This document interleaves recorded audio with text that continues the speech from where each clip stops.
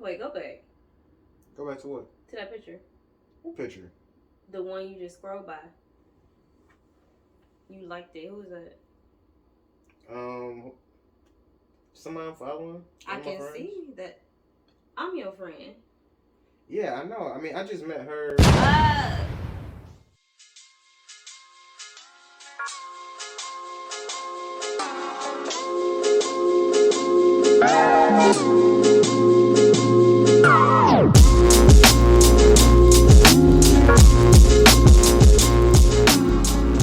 Alright, so what is a friend? So when I think about a friend, I think about somebody that I'm hanging out with, fairly consistently. Somebody that maybe I text or call just to talk, just to say what's up. And I may know their family, they may know my family.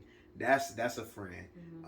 But then there's also acquaintances, and I think acquaintances gets used interchangeably with friends, and it's not the same because I see acquaintance as somebody that I'm casually familiar with. Like I know their name, they know my name, but we don't really hang out or may talk. Not have each other's numbers. Right? Yeah, we don't really talk just on a personal level like that. So I think that distinction has to be made because when you're talking about opposite sex friends, it could be tricky when you're in a serious relationship, especially if this is a new person in your life. So what makes an opposite sex friendship inappropriate when you're in a serious relationship? Well, for starters, it's inappropriate if your significant other has an issue with it. That's like point blank, period. And they may have a legitimate reason, and they may have what you might think is an illegitimate reason. But I think like either way, it's cause for pause because you want to make sure that you're making them feel comfortable, and that's something that maybe you could talk about as to why it may be some insecurity. It may be legitimate, but either way, I think it shouldn't be written off. Right, yeah, you definitely have to communicate about that and then figure out like why they, have an issue with it and then go from there. But what I'm about to say, this is absolute like no. And this is if you have an intimate history. If you have an intimate history with somebody, whether you went all the way or you just messed around a little bit, that is still gonna be inappropriate. Just thinking about it, you bringing your spouse around this person that you've been intimate with in some type of way, if they don't know, that's like just terrible because like they just completely in the dark. They just in the dark, and then if they do know, it's probably most likely awkward to them. So it's not to say that you can't come back from that and that person can't be an acquaintance, but I think but I think a friendship like that's just too frequent.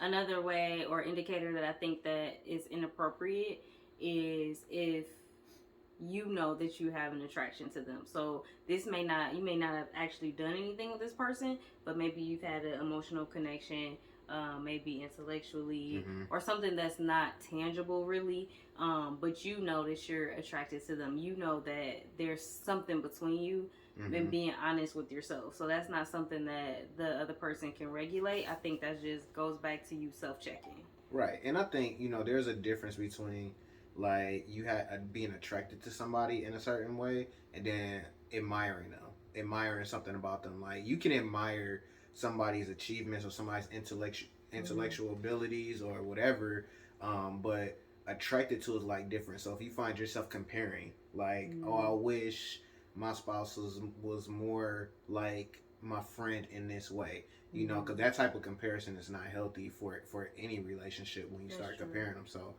yeah, that's a good one. Yeah. All right, so what are some appropriate friendships of the opposite sex that you can have?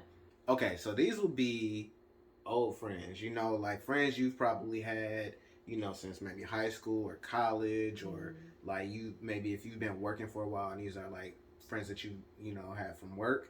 And I preface that with your spouse is cool with it. Yeah. But these are like old friends and you've been nothing but friends.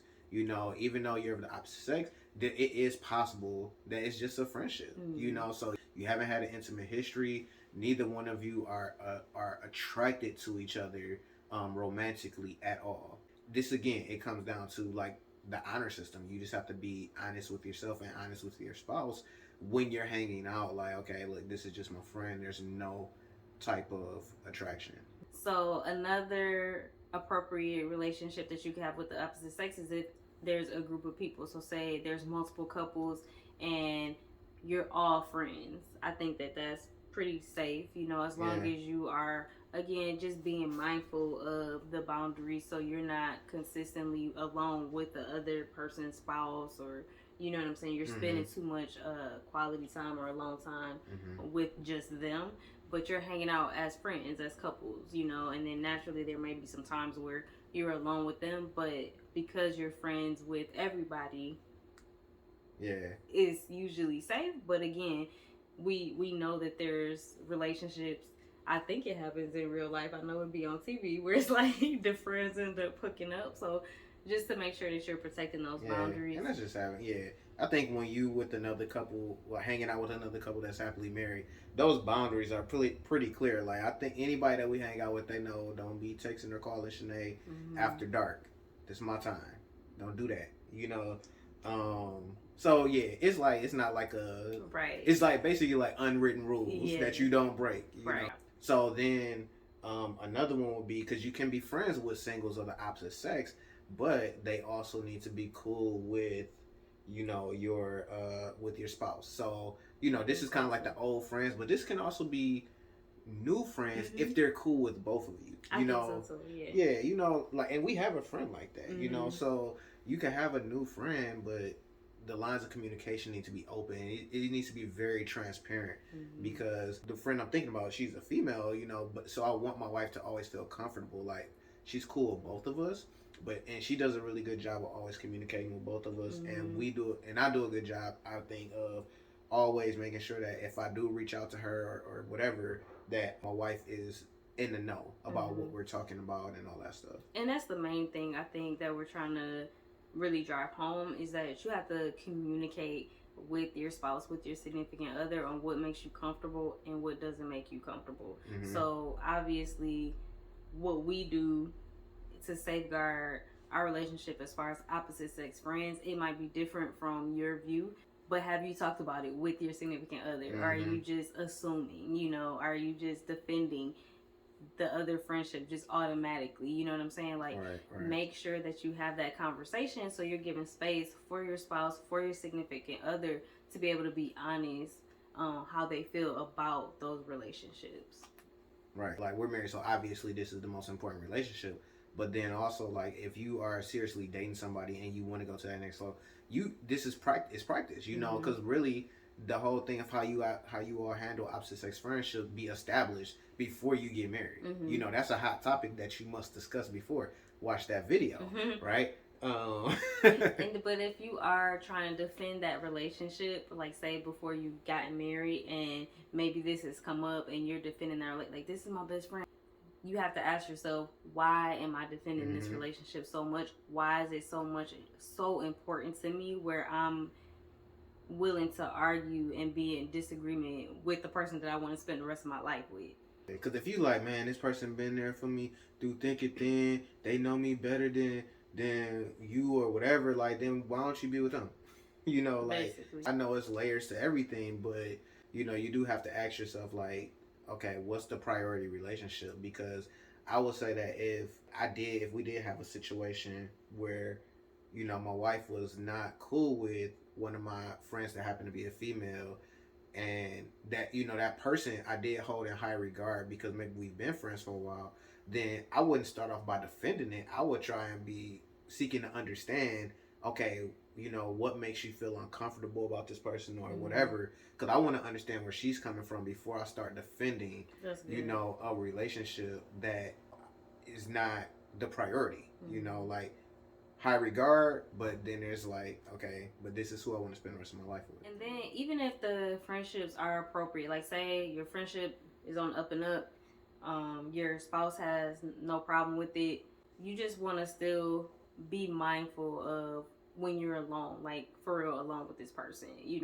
want to kind of limit that, because you don't want to leave room for temptation, right? And then things can also be misinterpreted, like when you have two people just alone. And we're talking about alone, like not in public alone, but like at the house alone. Like, I don't know what situation that would be, because I can't really think of one where I would be alone with one of your friends like that. But you know, definitely if it does become a thing, like try not to be. You know, like we purposely try not to ride in the car with people alone. Right, You know that's what I'm what I was saying? thinking Like, about. you know, And that seemed extra. And I mean, because this is like even with people, even with acquaintances, you know, mm-hmm, keeping those boundaries, the boundaries, and mm-hmm, not getting too familiar with the opposite sex, because it's like it's so easy to get into that kind of like relaxed flirting mm-hmm. type mode. So you just want to make sure, especially if you know that you're friendly and like you know what I Mm-hmm. mean. You tend Yeah, because to I be feel like like that anyway. yeah, I feel like people like will be like that's too much, but then Yeah. like as you see how that progresses, like okay, like yeah, riding in the car, you get to know each other, you get more relaxed and familiar, and then it's like get around your spouse and they're like, y'all too familiar, Mm-hmm. like y'all got inside jokes and all like what's going on? Basically, we're saying to protect your relationship, you know, Yes. because you can have the best intentions, and even that friend can have the best intentions, but you also need to be on guard for Satan. Mm-hmm. He's trying to get up in between and wreck stuff. So you just want to Mm-hmm. make sure that you are just completely leaving that opportunity for him to slip in and put something, a thought in your mind, or you know, temptation. Just try to keep that at a minimum. Right. I want to touch on social media and like opposite sex friends because that's a big one because It I is. mean we all are kind of like in this social Mm-hmm. media age Yeah. like where you know we're friends like Facebook friends and follow people on Instagram and stuff like Mm-hmm. that of the opposite sex and it's like strictly just because I knew you when we went to college. So like Right. these are different type of friends like you're not hanging out but They're like acquaintances yeah. ultimately, but because it's social media, it can get very intimate. And you know, because when you scroll and stuff like that, like there's been stuff where I'll be like, I'm scrolling, I'm following it, and he might be looking. I'm like, oh, like you can't see that, you Mm-hmm. know. So making sure that you are being mindful of that and be willing to unfollow, being willing to Yeah. unfriend if you consistently see pictures that are inappropriate. For instance, you know, with me, it's like not uncommon that girls are trying to model on Instagram and stuff like that. And if it was a friend that I knew from college or high school, or whatever, and that's like her thing, but she just showing too much on a consistent basis, then I'm probably just gonna unfollow because that would be one of those things where I wouldn't want to scroll past one of those pictures while Shanae is looking at the phone with me, or if you feel uncomfortable looking at this person's pictures around your significant other, then you don't need to be following them. And most definitely don't be liking them. You know what I'm saying? Like That should go without saying. that's like telling on yourself. I don't Mm-hmm. know why people do that. Do you remember when you could see what people was liking, your Yes, like friends I was don't know if liking? that's still a thing, but you used to be able to see like what somebody else was liking. It'll be Mm-hmm. like ooh. That just goes back to being honest with yourself because Mm-hmm. you have to police yourself. You have to go by the leading in your heart. You know what I mean? And your significant other may not always see that. And Mm-hmm. we know that you don't. So yeah, overall, you know, definitely just be mindful of who you're following. And I know some people act like they don't care, but again, you don't want to leave any doors open for stuff to kind of get out of hand in your relationships. Protect your relationship. Be wise with the friends that you have, the company that you keep, because these relationships are precious. Don't forget to like and subscribe, and we will see y'all next video.